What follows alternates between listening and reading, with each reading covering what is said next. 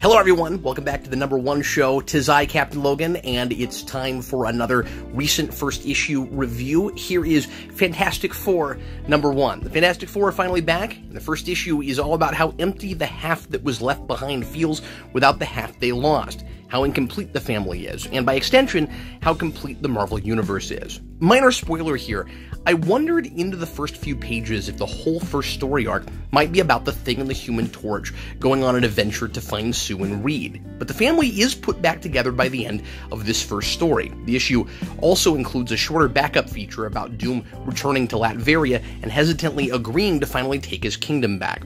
Ben has put his whole life on hold, holding out hope that his friends will find their way home, but he finally decides to move on with his life and accept that Alicia, who is also his family, should be his focus. Johnny is more stubborn and has a harder time getting past his loss, believing without question that Sue and Reed are back when he sees the FF signal in the sky, and he's crushed when he realizes it was just a prank.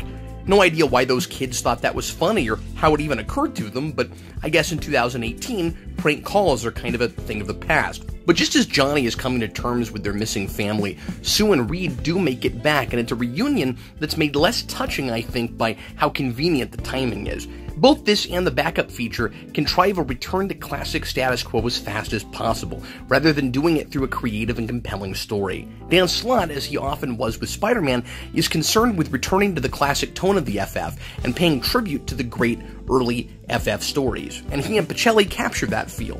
The theme of adventure and exploration shines through, as does the idea that science, though unpredictable and sometimes dangerous, can be a major source of hope. His banter between Johnny and Ben is solid, and both men are in character. But the issue is more of a zero chapter to establish status quo, rather than the first part of an ongoing narrative. It very much reads to me like a free comic book day setup issue.